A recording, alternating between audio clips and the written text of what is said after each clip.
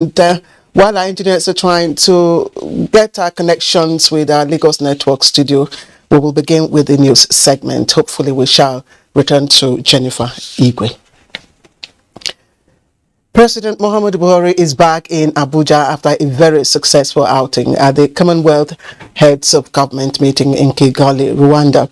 The president was received on arrival at the Nnamdi Azikiwe International Airport by his Chief of Staff, Professor Ibrahim Gambari, FCT Minister Mohammed Musa Bello, Deputy Inspector General of Police in charge of Finance and Administration, Sanusi Lemu, and other top government officials. While in Kigali, President Buhari joined 53 other African leaders to reaffirm their commitment to delivering a common future for member states underpinned by sustainability, peace and prosperity. This is aimed at improving the lives of 2.5 billion all people they represent across the Commonwealth. In this regard, they underscored the importance of connecting, innovating and transforming in order to facilitate full recovery from the COVID-19 pandemic and to respond to conflicts and crises in ways that increases resilience and progress.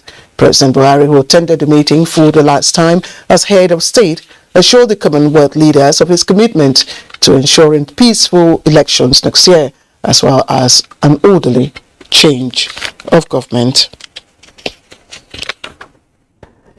And on the margins of the 26th Commonwealth Heads of Government just ended in Kigali, Rwanda, President Buhari met with Nigerians in Diaspora at a town hall meeting.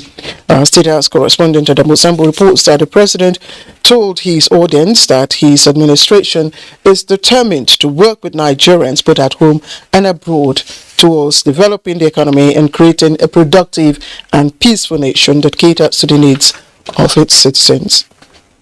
Those granted audience by President Muhammadu Buhari include Yewande Adeboale, one of the top 4 winners at the Commonwealth Youth Competition at the Kigali Startup Festival, as well as Esther Olarewaju and Favor Aderinto, recipients of the CMU Africa Student Excellence Awards for Masters in Information Technology, as well as Electrical and Computer Engineering, respectively. Now being graduates, we are looking forward to use the skills we've gotten and then bring it down to my country to improve the technology sphere. And we are not just people who are intellectuals, but we also have leadership skills to lead youths to be better at whatever they do. You are the type of Nigerian that I like to see. God gave you this brains, He gave you the courage to use it, He gave you the mind to be so sensible.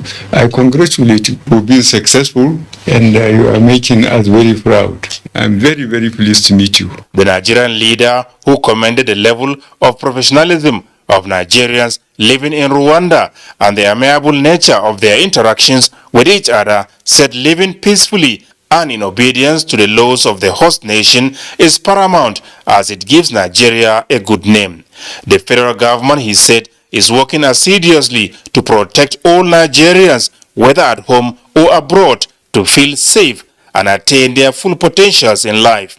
The Nigerian High Commissioner to Rwanda, Ambassador Aisha Musa, had told the president that Nigerians in the country, whose population swelled from 100 to 400 in recent years, are generally well behaved. We have them in the banking sector, in education, agriculture, telecommunication, ICT. They're all everywhere, sir, and doing very well. We want to come to Nigeria and make a positive impact as we are doing here, and also below abiding. And we appreciate what you're doing as a father to all, keeping our dear country warm. And one thing is instructive, they all got their foundation from Nigeria. And they made it clear, and they are grateful to Nigeria. So the thing is, nobody will celebrate us but ourselves. And then the next thing, how do you harness all these enormous resources that we have in human talent?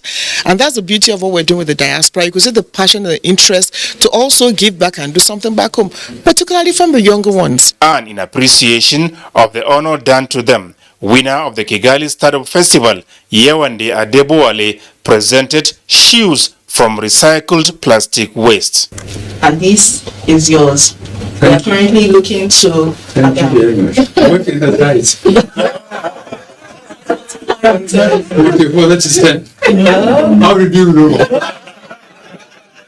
From Kigali, Rwanda, Adamu Sambu, NTA News. Interesting there. Now, heads of government of the Commonwealth have stated their firm commitment to delivering a common future for member states underpinned by sustainability, peace and prosperity towards improving the lives of 2.5 billion people they represent. Now, this is contained in 117-point resolutions adopted at the end of the 26th meeting of Commonwealth leaders in Kigali, Rwanda. Again, we join our state house correspondent Adamu Sambu with the details. The two-day meeting of the Commonwealth leaders came at a time of uneven recovery from the COVID-19 pandemic, new threats to economic, security and political stability in the international system, and when many across member states are directly and increasingly affected by the impacts of climate change. The heads of government therefore underscored the importance of connecting, innovating and transforming in order to facilitate a full recovery from the global pandemic and to respond to conflicts and crises in ways that increases resilience and progress. They affirmed that universal, timely, fair and equitable access to and distribution of safe, efficacious and affordable COVID-19 vaccines are key to global recovery.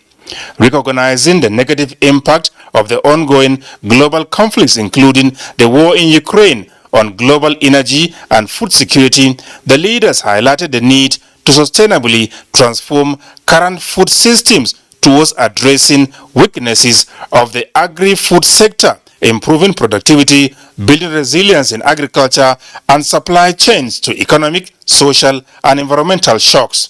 The Commonwealth meeting also reaffirmed that radicalization leading to violence, violent extremism and terrorism in all its forms are serious global threats, while expressing concern for victims and strongly condemning perpetrators. They acknowledge that these threats require a multifaceted and whole-of-society approach, including working with relevant stakeholders towards addressing the root causes and drivers.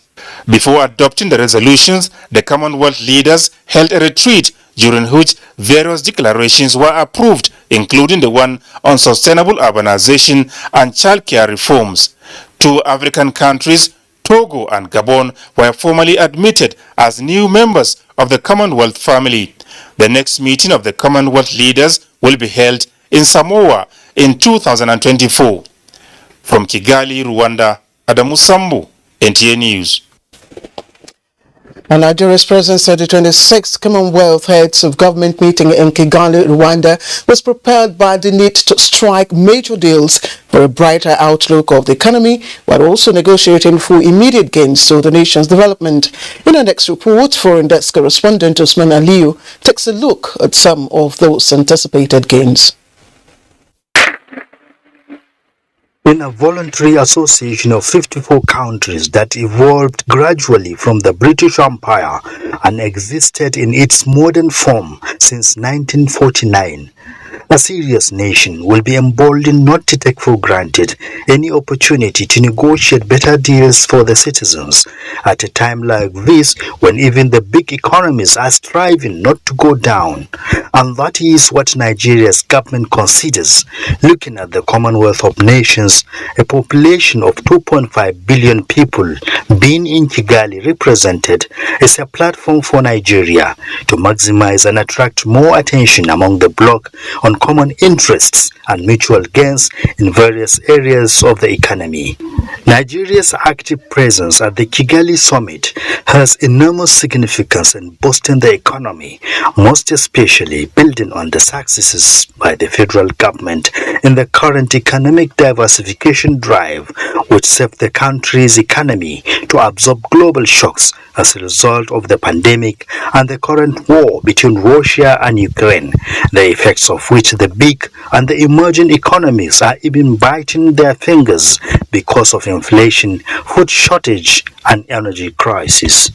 Therefore, the convergence of these networks for cooperation on common goals such as protecting the environment, boosting trade, fighting malaria and those neglected tropical diseases, supporting democracy, promoting education and gender equality are what the Nigeria's delegation, led by President Buhari, are giving their louder voices for. One of our newest members is now at the helm, and more nations are seeking to join, which tells you everything you need to know about the health and vitality of our Commonwealth, because for all the differences between us, we're united by an invisible thread of shared values, history, and friendship. Most of the Commonwealth members are former British colonies, but that is not a condition for membership. And as the size expands, so also the strategy Nigeria's government uses under President Buhari is ambitious to secure better future in the global arena for multilateral and bilateral engagements such as this Kigali Summit. Usman Aliyu, NTA News. And away from the 2022 CHOGM in Kigali, the 2022 Civil Service Week has been rounded off with an interdenominational Thanksgiving service held here in Abuja in line with the scripture, which stipulates that, and I quote, "is Christ Jesus concerning you," unquote, at the head of the Civil Service of the Federation to appear in his presence with praise. And our correspondent Haman Jabani was part of the Thanksgiving. Enter into his gates with thanksgiving and into his courts with praise. Be thankful unto him and bless his name. And exactly played out at the Interdenominational Church Thanksgiving Service for 2022 Nigerian Civil Service Week.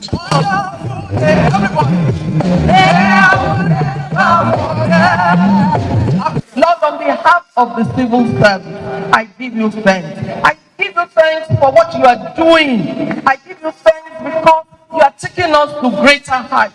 I give you thanks because, Lord, it is by you and by you. The message, which came from Psalm 100 verses 1 to 5 and Matthew chapter 25 verses 14 to 30, calls on civil servants to make good use of every opportunity given to them to provide service and never fail to put in their best in attaining the task before them, for there is time for reward and season of giving account. God expects us to be productive as a people, as a nation, as a church.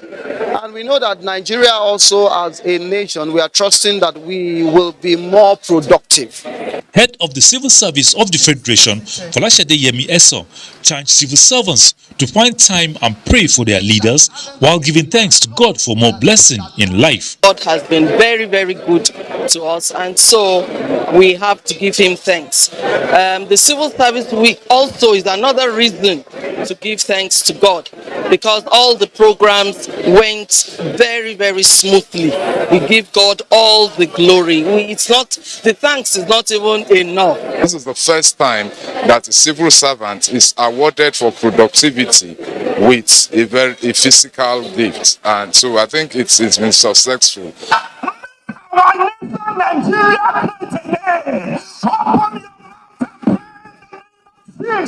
This is the last event put in place by the Office of the Head of the Civil Service of the Federation to celebrate the 2022 Civil Service Week.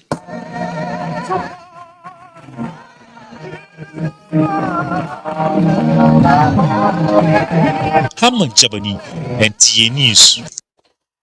And the National Health Commission of Nigeria, NACON, has set up facilities in Medina to address health challenges that might emanate from additional number of Nigerian pilgrims that have arrived Saudi Arabia.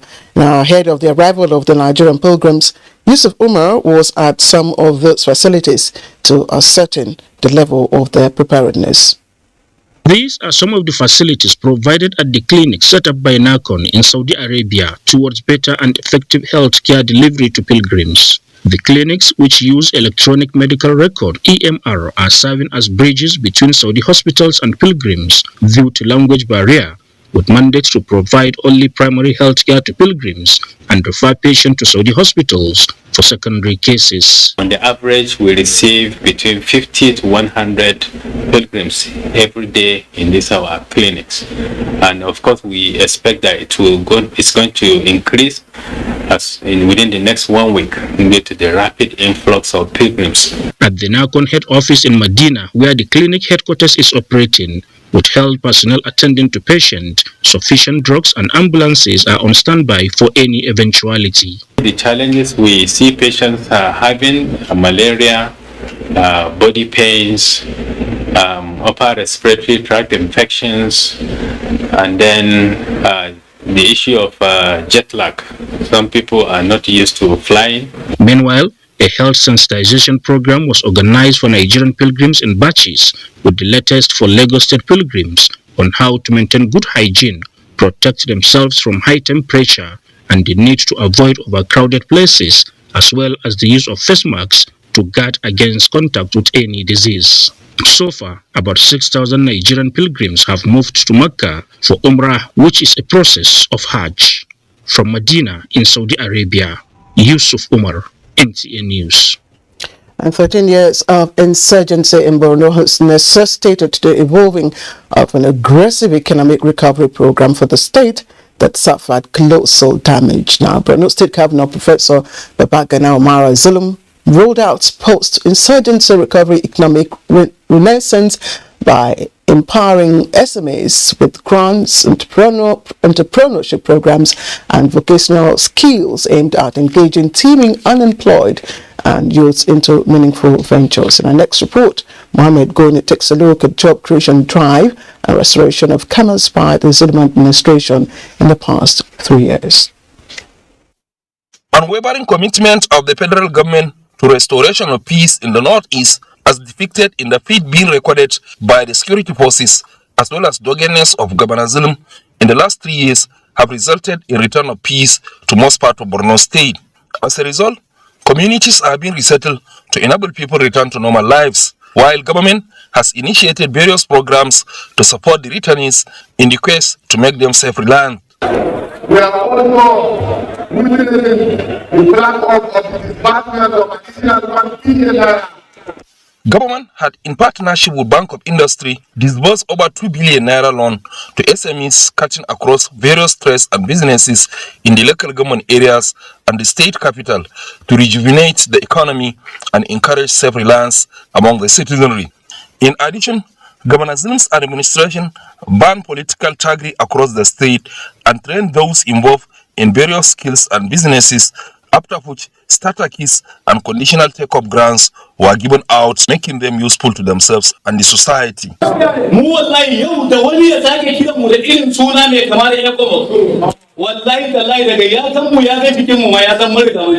Governor Zulum believes that when engaged in useful ventures, the youth will not fall prey to antics and ideologies of the insurgents, neither would they be used for any selfish aim, which was why a special program was plucked up to engage youths as environmental bangers involved in sanitizing communities with monthly stipends given to them. Our concern with youth empowerment is also reflected in the policy decision to create the full-fledged Ministry of Science, Technology and Innovation with prevalent focus on youth skill acquisition apprentices, youth empowerment and entrepreneurship skills. Governor Zulum's administration has constructed new mega vocational training center at Muna with a capacity to train over 1,000 people in 16 different trades, which has since commenced training. Others include Marama Vocational Training Center in our local government area, while 2 others in Magumeri and Mapa local government areas are under construction. The centers are designed to train youths who never had the opportunity to attend school and those forced out of school due to insurgency, who will in turn be employers of labor. Borno State government, in the period under review, has opened job portal for the indigenes to apply for jobs and establish career guidance and counseling board to fast-track employment of people of Borno in federal government agencies. In Maiduguri, Mohammed Goni, NTA News. And the headquarters of Section 2 Joint Task Force Northeast Operation Edinkai in Yobe is partnering with foreign, local, non-governmental organizations to combat desertification and other forms of environmental degradation in units and formations within areas of its responsibilities. Now, this became evident at the flag-off of tree planting campaign in Damaturu, the Yobe State capital. Yunusa Suleiman was there. Has shown that Yobe State remains among the frontline states facing serious environmental challenges, particularly desertification, which is encroaching at an alarming speed despite efforts to arrest the situation. The headquarters of Sector 2 Joint Task Force Northeast Operation Edinkai is the latest organization in the state key into the agenda of reclaiming the environment from the negative effects of desertification with the planting of more than 250 seedlings at the Level 2 Field Hospital, Damaturu. The move by the sector is to protect the medical facility against natural as well as man-made disasters and promote a friendly working environment. Sometime in May there was a windstorm that blew up some part of this hospital, and so I believe this initiative is a good one in a right direction and in the right time. Our expectation is to see that this tree grows and then it's actually curb the desertification around this area and within Yobe State at large. 5,000 seedlings are expected to be planted at the newly constructed army barracks in Damaturu going forward, with the sector indicating that its doors are always open for partnership in the fight against climate change to safeguard the environment. In Damaturu, Yunusa Suleiman, NTA News. And to Ondo State now, where Governor Oluwarotimi Akeredolu has signed an executive order for the installation and use of closed-circuit television (CCTV) devices in all public and private institutions in the state. Now, a statement signed by the Chief Press Secretary to the Governor, Richard Olatunde, indicates this has become necessary to ensure security of lives and property in all public and private institutions. The order will be enforced at all religious places of worship, financial institutions, event centers, supermarkets, educational institutions, hotels, health centers, eateries, vehicular parks and other places regularly used by the public. Now, all security agencies, particularly the Nigeria Police, Nigeria Security and Civil Defense Corps, Ondo State Security Network and the Department of State Security Services, adding that violators of the order will be prosecuted in accordance with Section 203 of the Criminal Code laws of Ondo State. And the federal government is following up its determination to harness the blue economy for economic gains with renewed commitment to upgrade the state of ports in the country. Now, Minister of State for Transportation, Senator Bumisala Saraki, at an interactive session in Lagos, described the state of Lagos ports and expressed government's readiness to fix them quickly. Here is Michael Laleye with the story. From Apapa down to Tinkan Island Port, this corridor offers the firepower upon which Nigeria's maritime space thrives.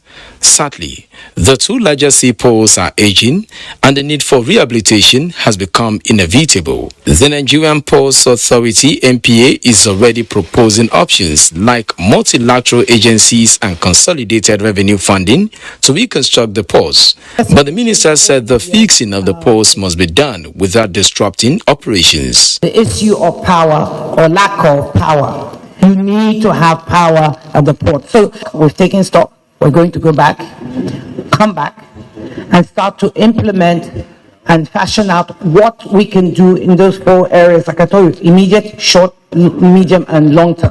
Another area of interest to the minister is reviewing the National Seafarers Development Program, which she observed must be done to put Nigeria at par with countries like India and Philippines. The $350 million cabotage vessel financing fund to increase the number of indigenous ships flying the Nigerian flag, the minister said is delayed due to guidelines which must be passed by the National Assembly, but hopeful that it will be resolved before the end of the tenure of the current administration. The Nigerian Maritime Administration and Safety Agency, NIMASA, is already augmenting these efforts by seeking incentives like zero duty for new vessels. If you are going to order a spare part for a ship, you should be able to get such incentives under the control price of the CBN. And then if you are going to probably purchase a ship also, you should be able to get a similar treatment. On the state of the 50 billion naira floating dock, the Director General said the documents for the approval of a public-private partnership that will put the facility up for maximum use will be presented to the Federal Executive Council. In Lagos, Michael Olale, NT News. Fans and promoters of African traditional boxing called Dambe believe the game can't be a substantial source for promoting tourism and employment for youths if serious investment is put into it. Now, they were passionate about this view after watching the maiden edition of the event live in Abuja. It was put together by NTA TV Enterprises and partners, and Joseph Otsen covered it for us. Dambe. This traditional African boxing is an old tradition predominantly among the Hausa people of West Africa, but not many in Nigeria outside shores of far northern part of the country have opportunity to watch the event live. And it's exciting, traditional fighting, and I've never seen it before, but it's great. We look up to more of it in this area and even beyond the northern side, so that there should be interpolation of cultural display. With the fans' delight, promoters of the game, NTA TV Enterprises and partners see beyond entertainment as the target job and wealth creation. We also believe that it also offers opportunity of making money. So we're also looking at the business side of it. We have got heritage, culture that we can actually project out there to the world for them to also know that as Africa and Nigeria that we got sports that we can also entertain people with. That this game you are seeing that is Dambe here has the potentials of producing millionaires in dollars. I can tell you that the young boys who are here, there are Anthony Joshua's here. This maiden episode at the Heritage Africa Village in Abuja, the promoters say it's an exhibition of what more to come. They intend to make it a regular activity and give it the required popularity to gain more sponsorship and international recognition. In Abuja, Joseph Otsen, NTA News. All right, let's take a look at the bigger sports picture now, and for that we join Cynthia Ogun. Favour Ashi and Grace Nwokocha are the fastest man and woman at the ongoing AFN Commonwealth Games and World Championship Trials in Edo State after winning the men and women 100 meters races. Ashi crossed the finish line with a new personal best of 9.99 seconds, making him the second person to run sub 10 seconds at the national championship. In the women race, Grace won her first national title after running to the finish line in 11.03 seconds. Meanwhile, African champion and African record holder in women 100 meters hurdles, Tobilola Amusan, has created a new championship record, racing 12.54 seconds in the 100 meters hurdles. It has been a good season for me. I've been running 10-2. I've been running 10-1 from the indoor 6-5. I've been running a steady 10-1, so I know it's just a matter of time. I've done the wind 979, and now this is just the beginning for me. I'm happy about what I did today. It simply shows that I'm getting better. I'll keep doing my thing, let God take the charge, and that's it. March Day 35 games played Sunday saw Canopilas take the lead against Enugu Rangers after Rabiu Ali converted a penalty to give his team the win at General Sani Abacha Stadium. Lobby Stars defeated Dakada FC 1-0, while Gombe United, Nasarawa United and Sunshine Stars won their visiting opponents 2-0. Shooting Stars and Katsina United held Remo Stars and Abia Warriors to a 2-all draw. Enyimba and Heartland ended in stalemate at the Enyimba. Still on football, Nigeria's national under-20 team, the Falconets, are expected to begin camping Monday in Abuja ahead of the 2022 FIFA Under-20 Women's World Cup in Costa Rica. 30 players have been invited to camp by coach Chris Danjuma to kick off preparations. Nigeria has been grouped in Group C alongside France, Canada, and the Korea Republic. With sports update, Cynthia Ogun, NTA News. And that does it for the news segment of Newsline from Abuja studios. Don't go away. We'll have so many things coming up for you in the rest of the program.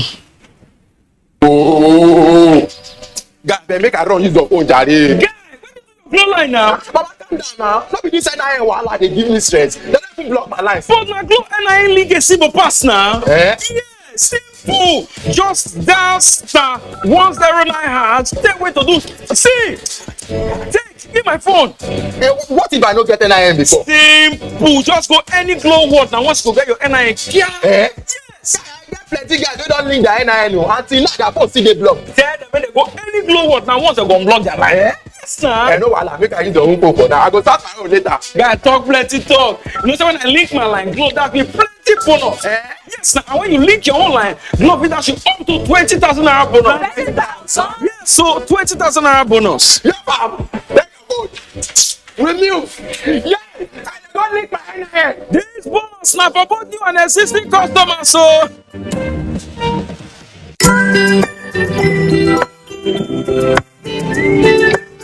I find the strength I need every time that I look into your eyes. Show. I know they worry, cause I know that you did by my side. And if I fall away, right in the midst of all my hours, you know that I am my wife. You always there for me. No matter what I do, you love me unconditionally. You show up. You love me every day, no matter when I show you. You show me love. You show me love. Just a moment. The refrigerator. Hello? Sunday. Yes, my guy. Come. 1,000 naira. Buy me Airtel recharge card. You have what I said. Thank you. Sunday don't finish me. I say 1,000 naira recharge card. You carry 8,000 naira of my money, go load them. Because money there your hand, Abi. Oga, no. As I load the 1,000 naira, I use Airtel Ovajara, turn them to 8,000 naira, just like that. 8 times the value of any recharge, plus double data and 1,000 naira activation bonus when you buy a new SIM. Sunday, go buy us. I'll make sure say they put Ovajara for you. Airtel, the smartphone network.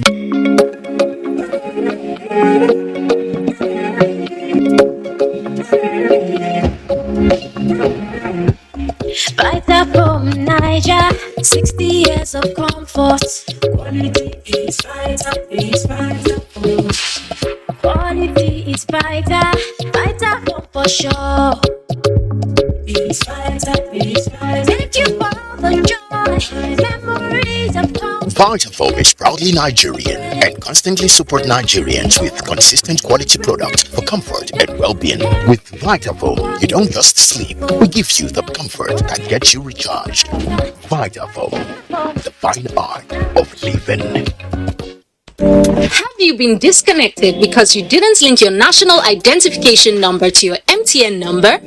Don't worry. If you already have your NIN, here are 5 easy ways to reconnect. 1. Dial *785#. 2. Text your NIN to 785. 3. Use WhatsApp to chat with Ziggy. 4. Use the My MTN NG app. 5. Visit mtn.ng/NIN. Whatever method you choose, make sure you get a confirmation message. If you don't have an NIN, simply visit www.mtn.ng to book an appointment, or just walk into an MTN store or NIMC center near you. What are we doing today? Security Technologies Consulting Limited, SecTech, in collaboration with NTA TV Enterprises, cordially invite the Nigerian Army, Navy, Air Force, Police, Department of State Service, Civil Defense, Immigration, Correctional Service, private security outfits, governors of the 36 states, ministers, captains of industries, non-governmental organizations, and other stakeholders to offer timely solutions on security threats, awareness, advocacy, and management. The conference will showcase latest security hardware, study their usage, and make them available to secure Nigeria. Happening third quarter of 2022 at the International Conference Center, Abuja. For further inquiry, contact Chicks on 081-586-03003 and Abubakar on 0803-565-5432.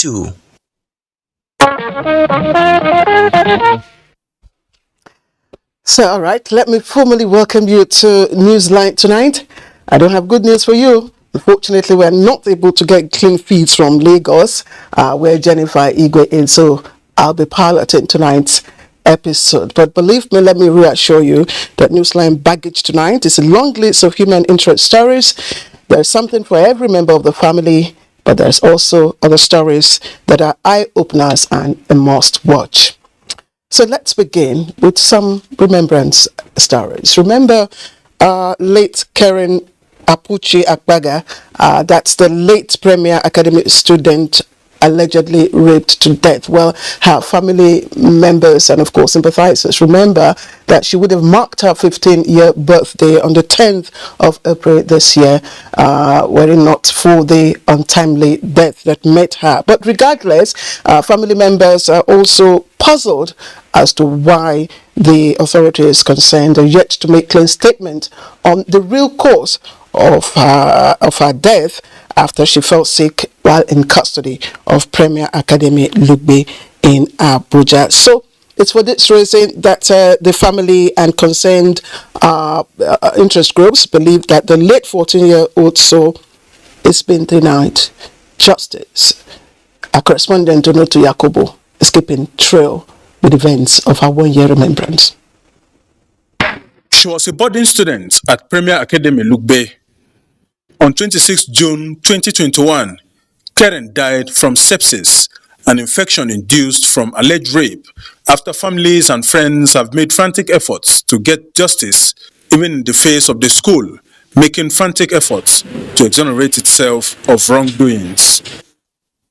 A minute's silence for the repose of her innocent soul. Then questions and answers will follow. Amongst them, inquiries and updates about investigations. How do I move on? As she narrates in tears, Keren's mother says pains and agony still hover around family members as she recalls how much her late daughter had going on for her. And she says her family anxiously awaits a pronouncement from the investigating agencies or even concerned welfare institutions on the cause of death of her daughter. How can I forget part of the whole that made me laugh, sing and dance, that made me see the colors of life, that reminded me to breathe, that knew, even when I didn't, that I was short of oxygen. How do I move on? Keren has a safe haven now, an initiative of the support systems to provide children and women with knowledge to identify danger signals and avoid falling prey to perpetrators. of now of Men Against Rape Foundation that elites are united in the conspiracy of silence and inaction to protect their own interests. Something happened. Someone was involved. Some people knew about it or got to know about it. What happened? Until this is done, we will continue to speak about sexual and gender-based violence as it impacts women and girls in Nigeria.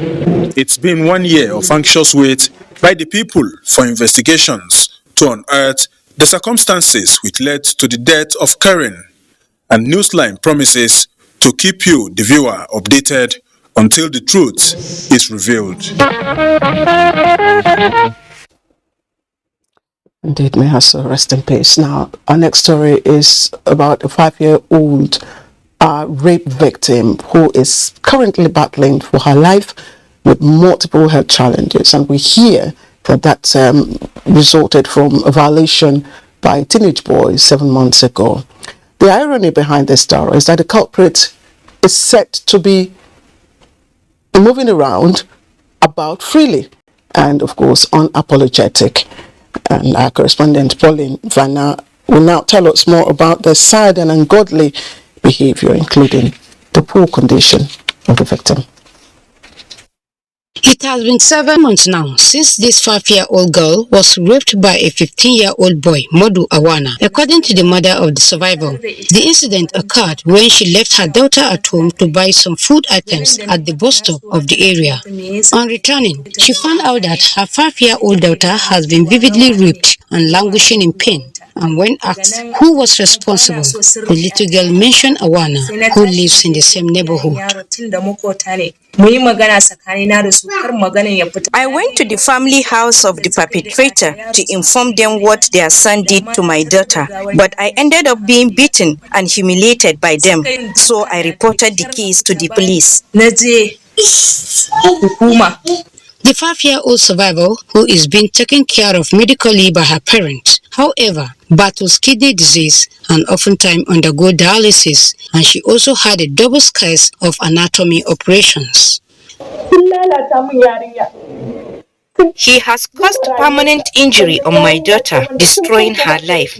She already had medical concerns before the rape. There's growing concern over the deteriorating health condition of the girl as she suffers from constant abdominal pain, trauma, and uncontrolled urination, which requires constant replacement of pampers day and night, a situation that is putting huge financial burden on the parents. She does not play among her peers as they make fun of her, calling her Rawagana the rapist wife. I use up to 5 to 10 diapers daily. We are poor, and the father with no steady job, and a lot is spent on her drugs. Afterwards, the matter was reported to the police for onward investigation, and the culprit was accordingly charged and arraigned before the court, but was later released on the ground that he is 15 years of age, signifying that he is below the age of being remanded in security custody, despite pleading guilty of the crime. There should be a revisit of the judgment. Perpetrator agreed is a minor.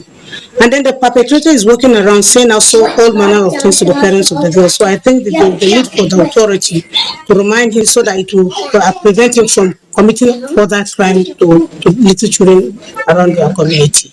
If there's none, the government should hasten up to make sure that a remand home is being built, because most cases now, the perpetrators are minor. This is a serious human rights violation. Yes, for us in Borno State, there is no remand home because the remand home was destroyed during the insurgency. But for them to discharge him completely without punishing him in accordance with the Children's and Young Persons Law, I think it's something for us to find out what really transpired. Indeed, that's the key challenge. We must find out what really transpired, because it's a very serious human rights violation, as one of the respondents did say. So, rape is a serious crime, and we must stand against rape and rapists. And so also goes for our next story, and it's about 7-year-old Kelechi Nwosu, who was allegedly tied up in chains, kept at a security post by her stepmother, and that happened in Imo State, southeast Nigeria. It generated public outcry. Everyone who came across that video on the social media, they described it as man's inhumanity to man. Loretta Arinze Ibrahim went in search of the facts of the matter. This one is happening in Owerri. It's happening in Owerri in World Bank. This video, which recently dominated the social media space, attracted the attention of most Nigerians. The incident, which according to the narrator, occurred at a location in World Bank area of Imo State, captured the children allegedly being maltreated by their stepmother, with one of them in chains. This resulted in the intervention of the Nigeria Police Imo State Command, leading to the rescue of Kelechi Nwosu, age 7, in an uncompleted security post alongside 2 of his siblings said to be between the ages of 11 and 9 years. We are aware of the incident. On getting there, surprisingly, they met 3 children, one on chain with 2 padlocks used in locking it. They were looking malnourished and unkept. Immediately, the rescue team that went there rescued the kids, arrested the parents. Because of the condition the children were met, they took them immediately to a nearby hospital where they were given medical attention. DPO then, in conjunction with the Ministry of Women Affairs, took the kids to an orphanage home where they were kept. While the suspects were initially kept in police custody for interrogation, the culprits, Chimezie Nwosu and Gloria Nwosu, were arraigned at the Magistrate Court 1 Owerri, with the actual mother of the children, Gloria Nwosu, present for hearing. Although they were granted bail to the tune of 600,000 naira among other bail conditions, the defendants could not meet up with the requirements, hence their return to police custody. However, the magistrate has transferred the case to the family court for determination of the custody and welfare of the children. Let the family court handle it, and let the council in the matter bring the proper application so that the welfare and the custody of the children will better be handled at the family court. She contravenes the rights of the children in different ways. Their right to parental care was also infringed on, their right to education. The woman also tampered with their right to survival and development. Although the case has been adjourned to August 16, 2022, the police public relations officer Michael Abatam affirmed that the children have been handed over to their biological mother through the Imo State Ministry of Women Affairs and Social Development. It's become necessary to re-echo the words of the United Nations Secretary General that torturers must never be allowed to get away with their crimes.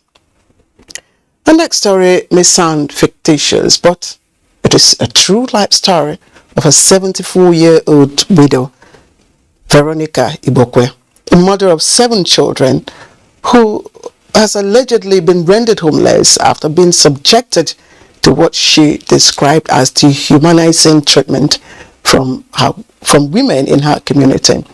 Now, the act is said to have followed an allegation that she killed her stepson in Dunukofia local government area of Anambra State. Chair Fesi Okoye takes the story from here. Narrating her ordeal, the widow, Mrs. Veronica Ibekwe from Amagu village, Ukulu, whose husband died in 2003, said she woke up that fateful morning, being Saturday, June 4, 2022, and was about taking her routine drugs when one of her stepsons walked into her apartment and began to accuse her of masterminding the killing of his elder brother, Clifford, who is also the accused stepson. This matter, Mama said, led to her unlawful arrest and detention for almost a week before a group of women she described as daughters of the land invaded her country home on Wednesday, June 15, and destroyed all she had and as well threatened to ostracize her.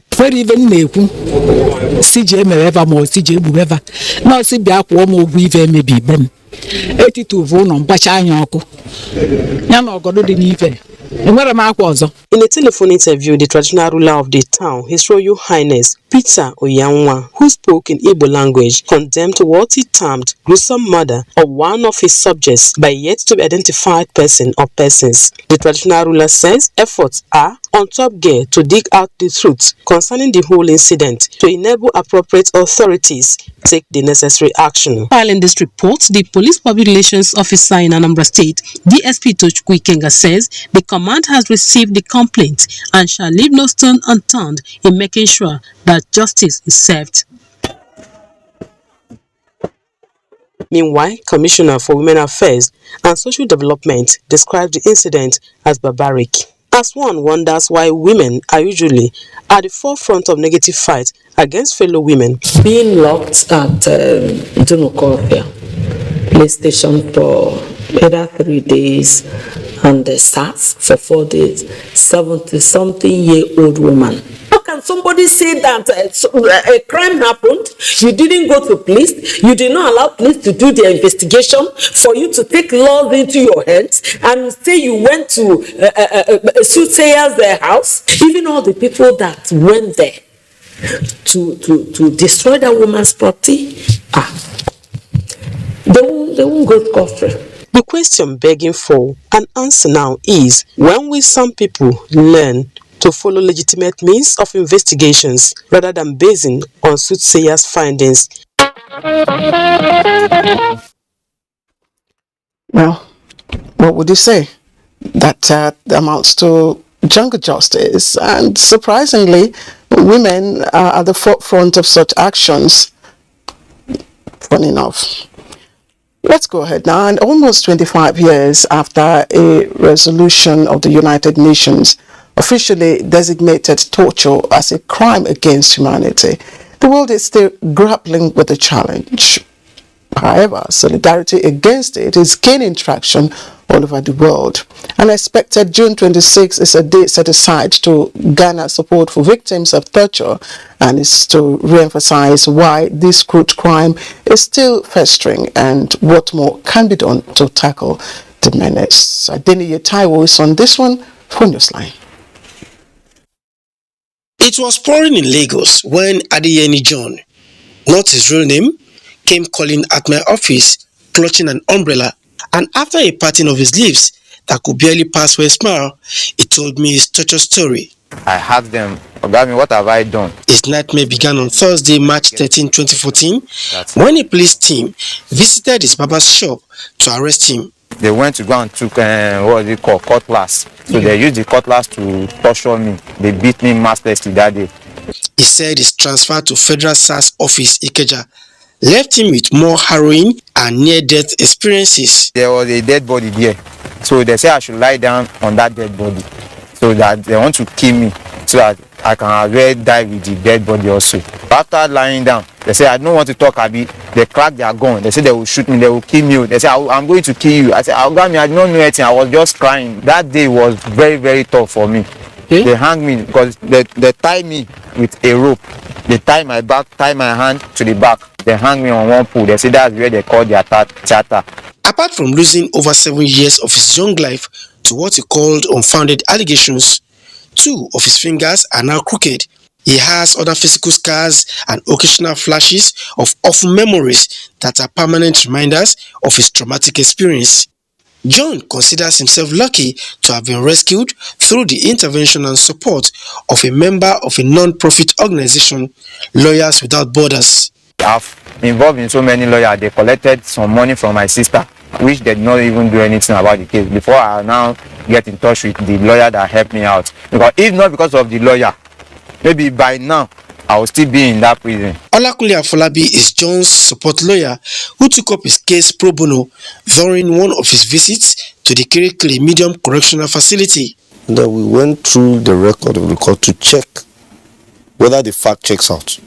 And then we found out that there's absolutely no record for this young man. So we picked it up, took it upon ourselves, and then we filed an action for him. Lamenting the high cases of torture incidents that go unreported in the country, Afolabi is of the view that quick deployment of the Anti-Torture Act 2017 through provision of necessary guidelines from the Office of the Attorney General of the Federation is one sure way to check the trend. When you said the police officer tortures, really the particular police officer ideally is not held accountable. The police as a body is held down for it. So the officer moves to another, he's posted to another division and then he does it again. So he doesn't even feel the heat. But the Anti-Torture Act is to make him feel the heat of what he has done. It doesn't matter if it's extreme or non-extreme. Torture is torture, and we frown at it. We don't take it lightly. The public complaint channels have always been there, and they're fully functional. For a few people who have used that channel or the public complaint system, they were not disappointed. Bothered about the prevalence of torture incidents in Nigeria, the occasion of International Day in support of victims of torture is another opportunity for lawyers and advocates to drive the Zero Tolerance for Torture campaign. The government needs to lead with regards to stamping out and creating an environment that makes it difficult for anyone to carry out torture or to use torture as a mode of investigation. The society, they say, can no longer afford to look away. Not anymore, for the sake of the likes of John, who, for instance, had to relocate for fear of reprisal, and many other nameless victims crying in vain in some dark cells.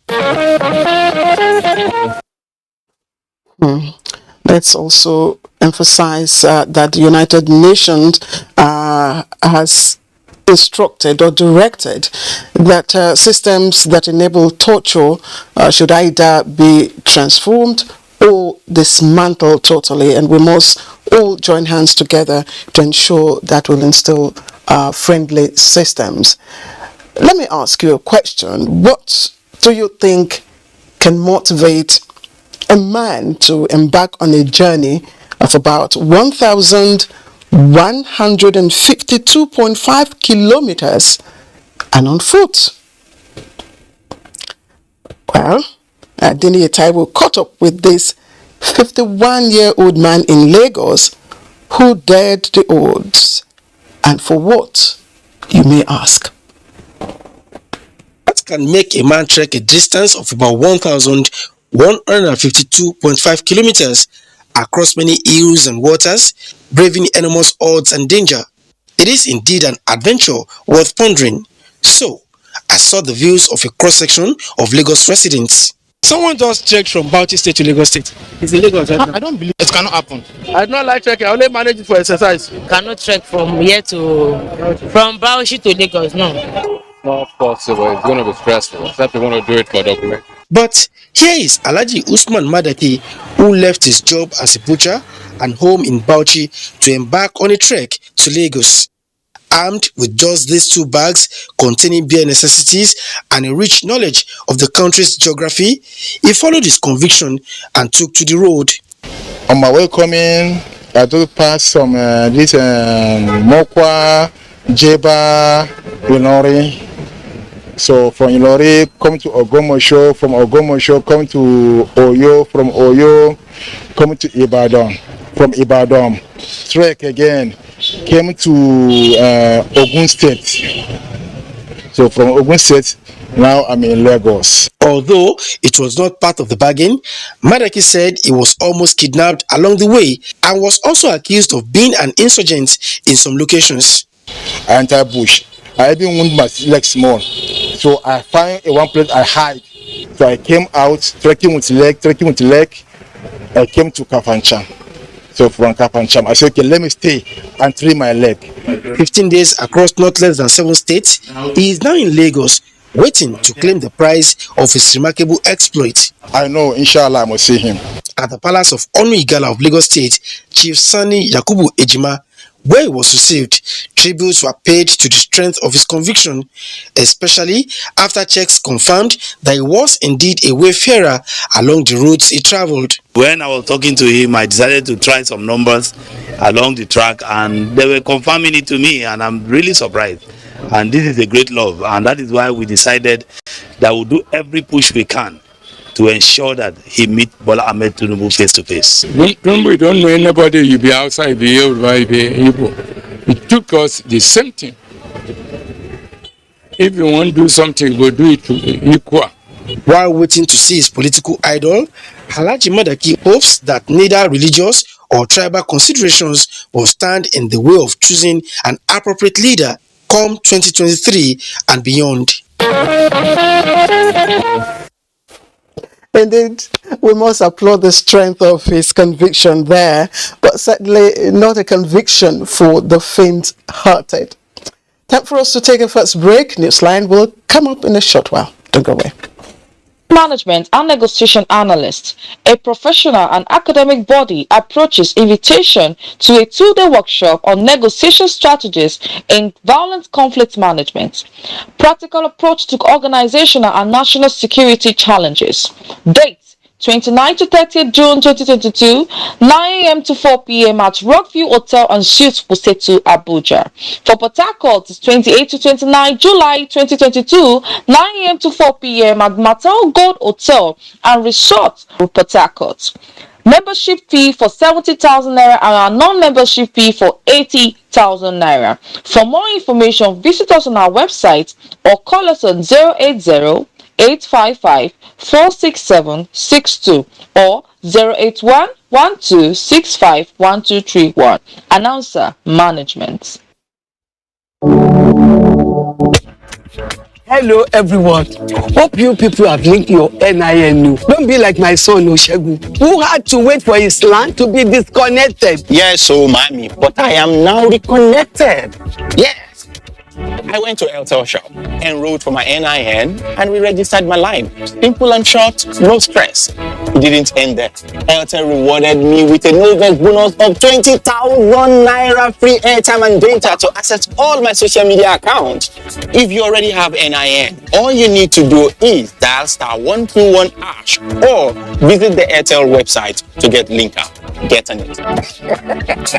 Airtel, the smartphone network. Don't be here on time.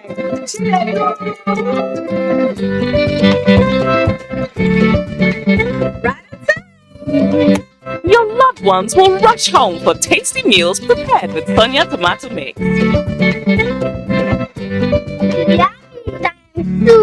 It's so good eating together with the family. Thanks to Sonia. Sonia tomato mix brings you together.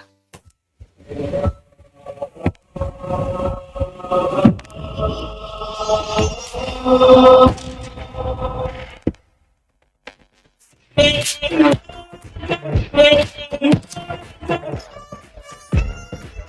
me some of that. Some of this, some of that. Give me some of that. Some of this, some of that.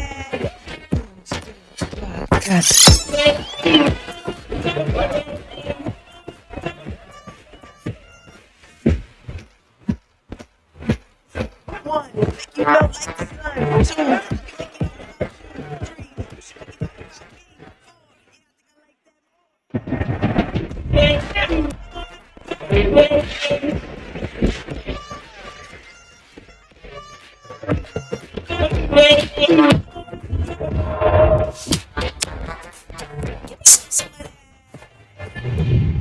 Introducing Good Night Power Shots Multi-Insect Killer. Fast action and great fragrance. Spray 2 shots each in 4 corners of the room. Stops mosquitoes without stopping family moments. Good Night Power Shots. Spray inside, stay inside. Endorsed by the Nigerian Medical Association. It is morning. A new beginning. As you prepare everyone for the day ahead, Just anything is not enough. only you make breakfast special. Creamy. Tasty. With vitamins and nutrients we need for a delightful, healthy start. So start your day right with Hollandia Ibab. Right nutrients for a healthy breakfast. Right, welcome back to Newsline from our studios here in Abuja.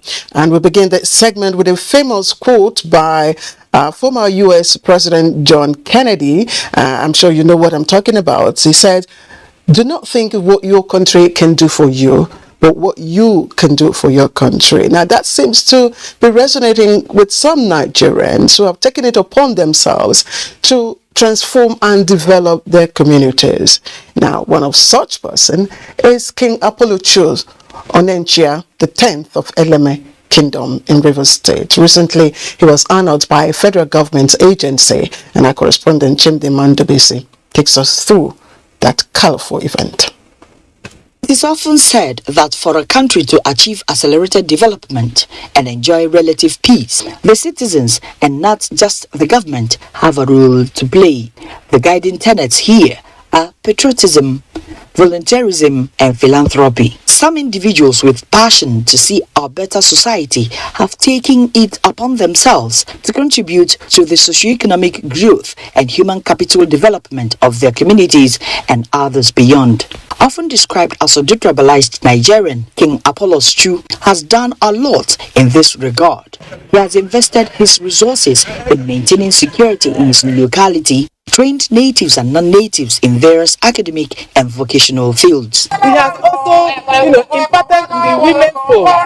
He gives women farms, especially widows. He has brought what we call cultural renaissance, jobs that put people in. Without the King Apollo Chus, I wouldn't have been a welder today. It's a king that when he eats, he remembers the poor. As a custodian of cultural norms and tradition of Eleme people, the monarch has revived the Dain Yam Title Festival at Chuete, aimed at attaining food security. As a hard-working farmer, he bagged the highest Yam Title award and is now the only surviving holder of such title in the land. The royal father's action, many say, is that of walking the talk, evident during his daughter's wedding, where the rich Eleme traditional marriage rites were fully showcased. Going by the saying that a golden fish has no hiding place, King Apollo Chus has continued to receive commendations and awards, the latest by the National Institute for Hospitality and Tourism. He was honored for contributing to the development of cultural tourism and improving tourist-host community relations. The organizers recognize us and confirm to us the fellow of the institute. We really appreciate it. Nigeria are key in, we're not be carried away by the Western world. So I encourage all Nigerians to be promoting our culture in every little way you can start from. Start from our language. Those of people who are staying in the city to try to promote their culture, to teach our children our language. That's why it starts from. Our language is our identity. So I give a hand of applause for this institute that it continues and other people to be in promoting Nigeria tradition and culture and our value. The king sees the award as a motivator for more work in placing Nigerian culture on the global map.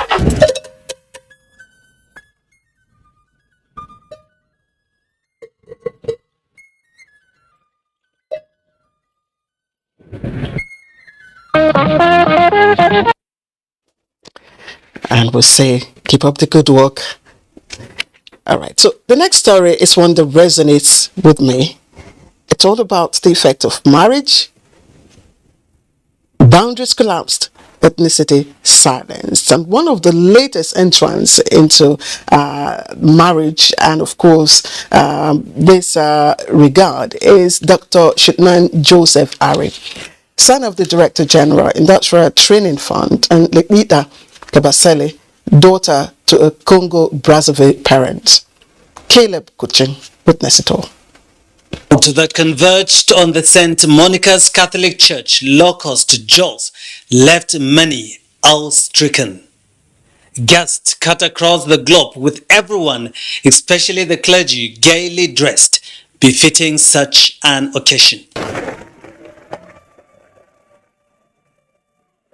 Catholic Archbishop of Jos, Most Reverend Matthew Ishaya Audu, spared no words in admonishing the new couple to rely solely on God to see them through a successful marriage. God is the founder and the one who sustains all marriages. Governor Simon Lalong, accompanied by his wife, was in church with a message to the couple to always reflect on the reason for their coming together and strive to keep it aflame.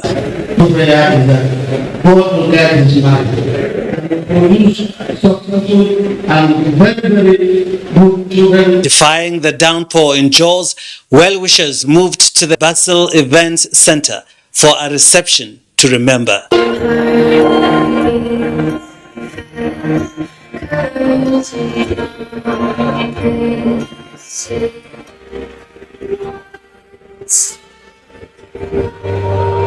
Senator Sam Egu advised the couple not to allow anything affect the love they share.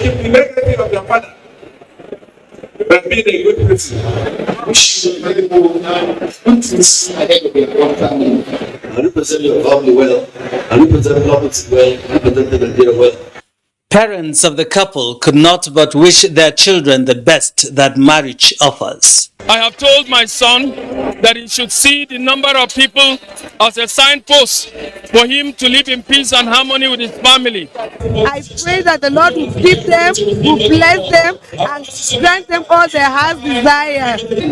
One thing that our father always wished for Letitia was to be a mother one day. Unfortunately, he could not be here today with us, but I wish on his behalf that they have a long marriage and happy family. And for Dr. and Mrs. Shidnan Joseph Ari, I just want happiness and love, and I want God to be first in everything that we do. She's amazing both in her heart and as a person, and she's very beautiful. Who could have taken the day if not the ITF family through their dancing expertise led by the DG himself?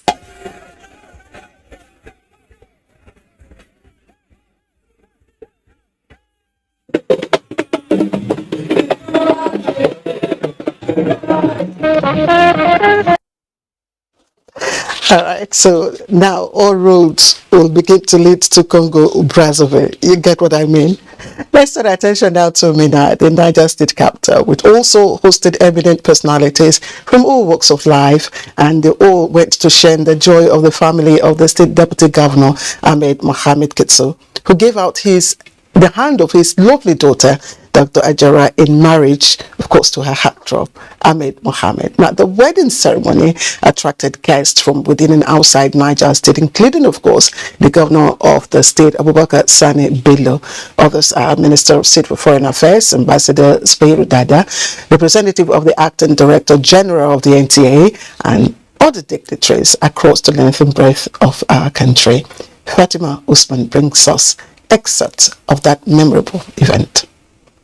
The joy that comes with parents being alive to watch their children grow into adulthood to the stage of giving them out in marriage was evident in the smile on the face of the Niger State Deputy Governor Ahmed Mohamed Kitso, whose guests from different parts of the country trooped to be part of the wedding fatia of Dr. Hajara and her heartthrob Ahmed Mohamed.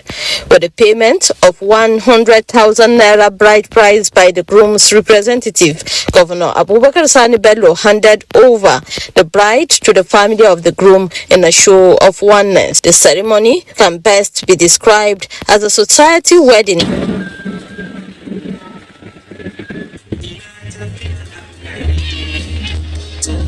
The couple, who openly demonstrated the love they share in a dance, cut their wedding cake amidst cheers.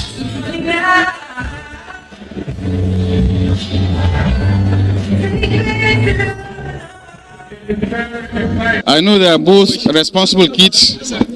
I have no doubt in my mind that they were very tolerant of each other. I'm very happy. I feel fulfilled.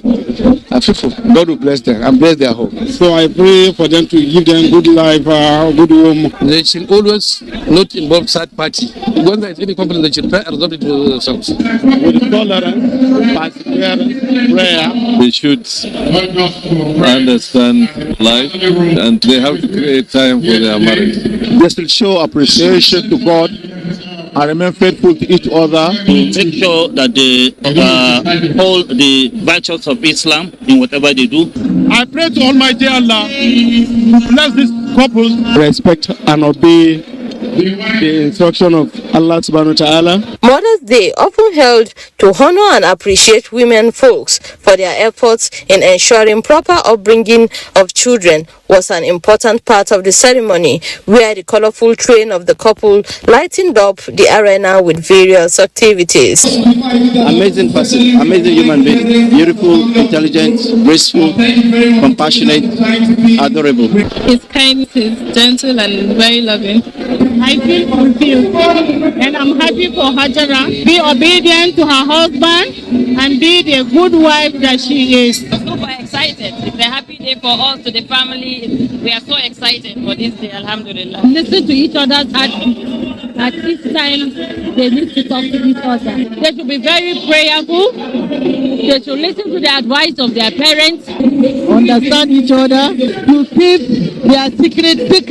They should be patient and patient. Be very forgiving of one another. They should be good friends. Just like the tradition of the Nupe tribe in northern Nigeria, who are proud to showcase their rich culture.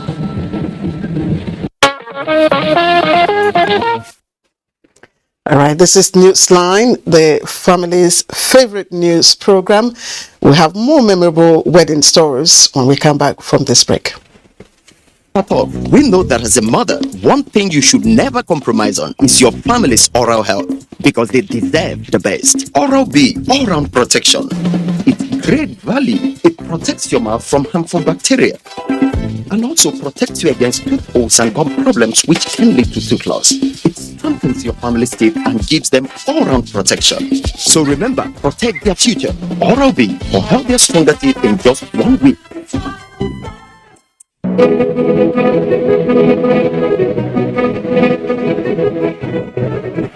How did I get here? It all started shortly after I graduated from MSTC, the Model Skills Training Center, with a certificate in ICT. I successfully developed a data management program that has been called the software of the future.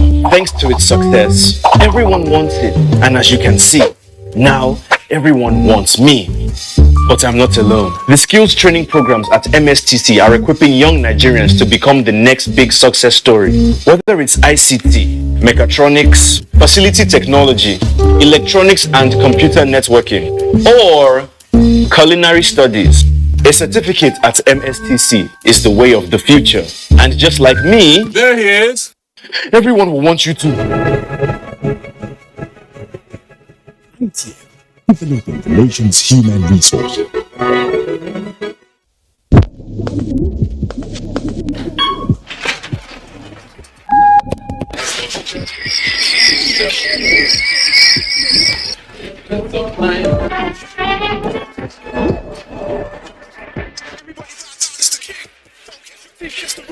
Let them know there's only one king.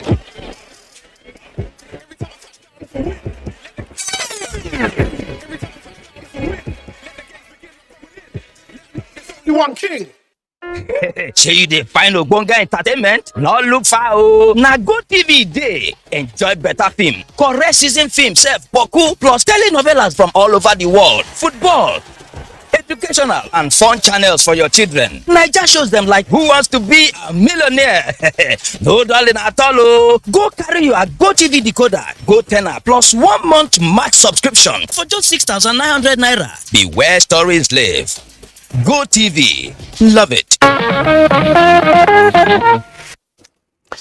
So, what would be your reaction when and if God blesses you with that one thing you've always wanted? Wait for Ibrahim's reaction when Amina, his other half, as he described her, was formally presented to him in marriage, and that happened at the mosque here in Abuja. Salwa Khalil Ibrahim captured that memorable moment for Newsline. And a woman find love in each other. The dream is to stay in it forever. And what better way to solidify a union than in marriage? And so, the families of late Amadou Ama and Adamu Shehu Koleri became one when they gathered to witness the union between their children, Ibrahim Amadou Ama and Amina Ummi Adamu Koleri.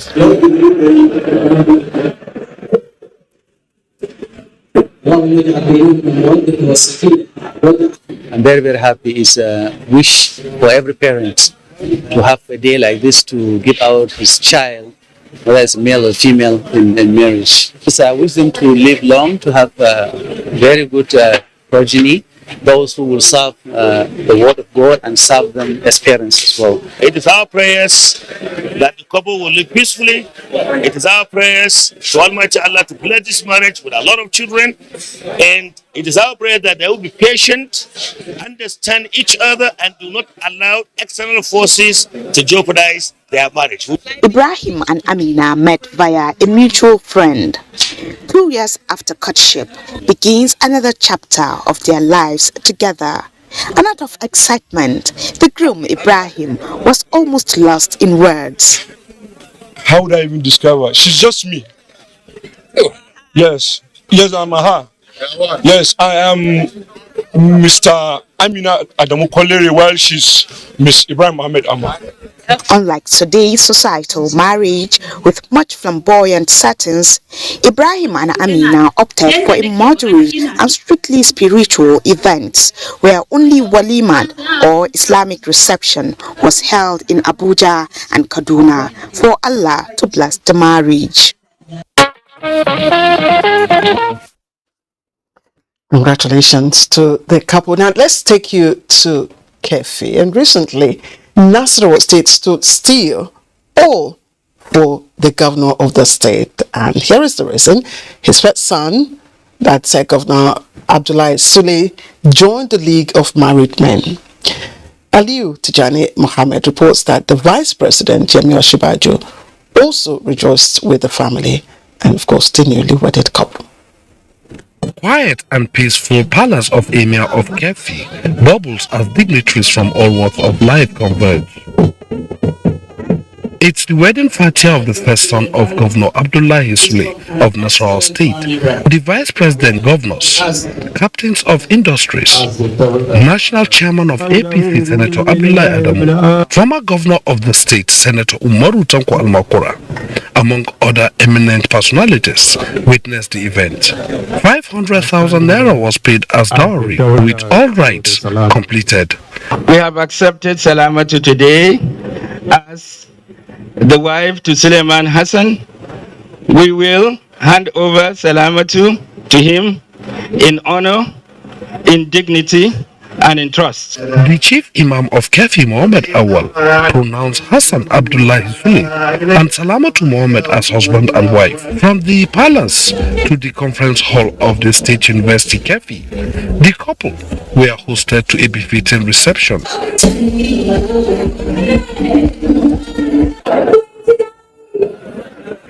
I'm very excited. This is the day we have been waiting for. And we appreciate Almighty Allah for allowing us to witness this special day. Though not a moment of long speeches, there are words of advice for the couple to respect the sanctity of marriage and nourish the union with love. Is to live in love, to live in peace with one another, to live in patience with one another. Because when they are patient with one another, there will be plenty of love, there will be plenty of peace, and everything will go well.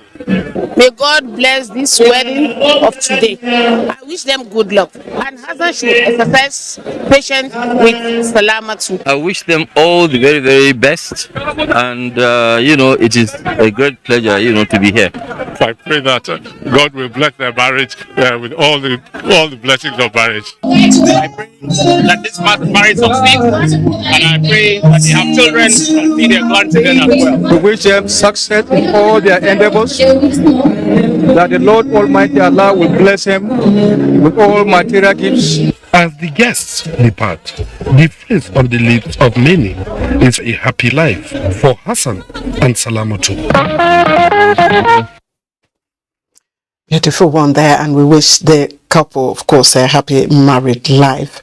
Now, remember, I said there's something for everyone tonight on Newsline. And, of course, for those who are yet to get married, the singles, there's something for you in our next report. Now, how significant or important are wedding nights? We call it wedding eves. What are the fancies or attachments And why do we attach such to it?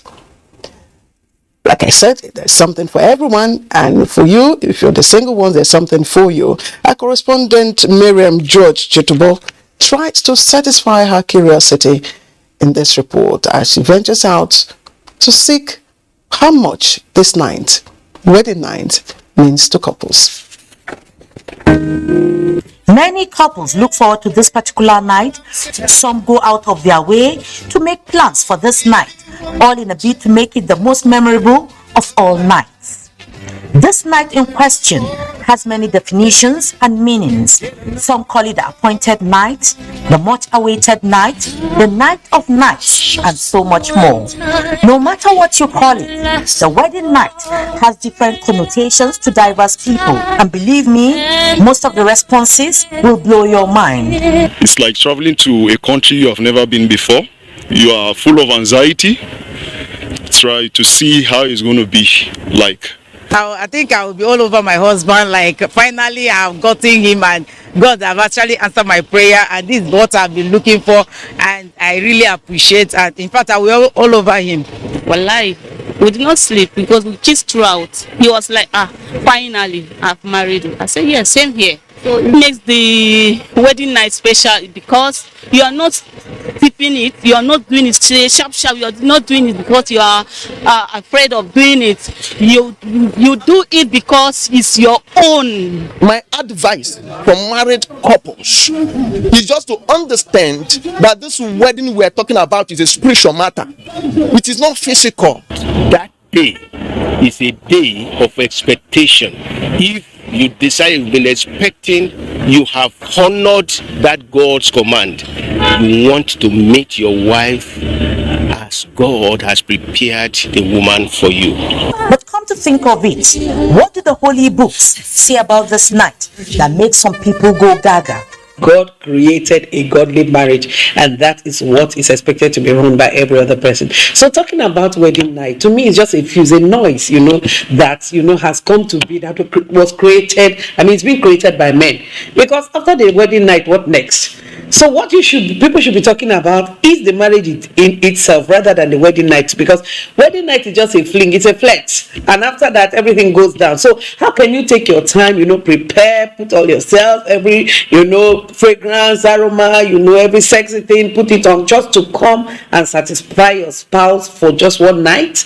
You're not getting married for one night, you're getting married for a lifetime. According to the Sunnah, that before you come to meet on that night, you are required to perform 2 rak'ahs, to say prayers, to thank Allah and seek Allah's mercies, and ask Allah to take away whatever kinds of devil, evil, calamity, if the 2 parties are happy on that night. They feel so cool, they feel so pleased, they feel so relieved. When they even look at each other, they smile and say, thank you, Allah. Some are of the view that no matter one's perception about the wedding night, all that matter is for couples to adhere to the teachings of the holy books so that they can enjoy a peaceful and fulfilled married life. Wow. And that's Newsline tonight. Let me first of all apologize that we were unable to get clean feeds from our Lagos studio, and of course hoping that you enjoyed our package from Abuja. Just before we go, here's a reminder: do not forget that the fastest and easiest way to becoming a star is to connect with NTA to stand against rape and rapists. From me and the production crew, have a good night.